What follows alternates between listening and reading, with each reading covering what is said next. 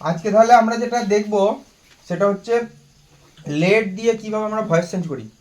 ঠিক আছে, এটা নিয়ে খুব সমস্যা। লেট দিয়ে ভয়েস চেঞ্জ অনেকজনের ভয় খায়, কিন্তু আজকে এই ক্লাসটা করার পর আর কারোর কোনো ভয় লাগবে না। ঠিক আছে, এরপর আমাদের জানতে হবে যে ভয়েস চেঞ্জে কখন আমরা লেট এই ওয়ার্ডটা ব্যবহার করব। প্রথম কথা, যখন আমরা ইম্পারেটিভ সেন্টেন্সে ভয়েস চেঞ্জ করব।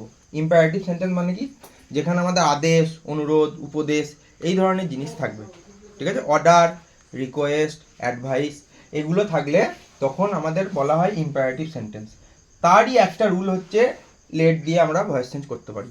ঠিক আছে, প্রথম রুল হচ্ছে লেট দিয়ে কিভাবে করব। ধরো একটা সেন্টেন্স আছে, ওপেন দ্য ডোর।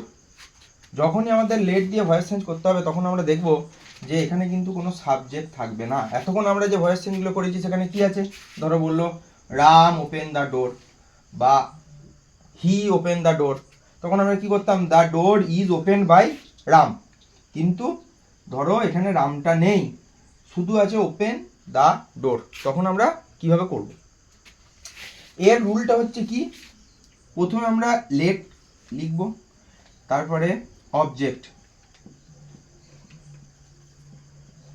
তারপরে বি, তারপরে ভার্বের পাস্ট পার্টিসিপেল ফর্ম বা থার্ড ফর্ম। ঠিক আছে, যদি এই স্ট্রাকচার আমরা লিখতে পারি তাহলে কিন্তু আমাদের অ্যাক্টিভ থেকে প্যাসিভ ভয়েস হয়ে যাবে। এরপর ধরো ওপেন দ্য ডোর, এটা আমরা ভয়েস চেঞ্জটা করব। ঠিক আছে, তাহলে এটা আমরা প্রথমে কি লিখবো, লেট। ঠিক আছে, তারপরে কি বলেছি, অবজেক্ট। এখানে অবজেক্ট কোনটা, দ্য ডোর। The door.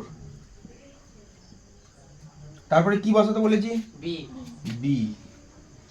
আর তারপরে আছে ভার্বের পাস্ট পার্টিসিপেল। এখানে ভার্ব কোনটা, ওপেন। ওপেন। তাহলে ওপেনের পাস্ট পার্টিসিপেল ফর্ম কি, ওপেন। ওপেন। হলো, তাহলে let the door be open. ধরো এরকম দিয়ে আছে, ক্লোজ দ্য বুক, বইটি বন্ধ করো। এখানেও দেখো, ঠিক আছে, তাহলে এটা আমরা সেম লেট দিয়ে করব। কিভাবে করব, প্রথমে কি, let the book be close.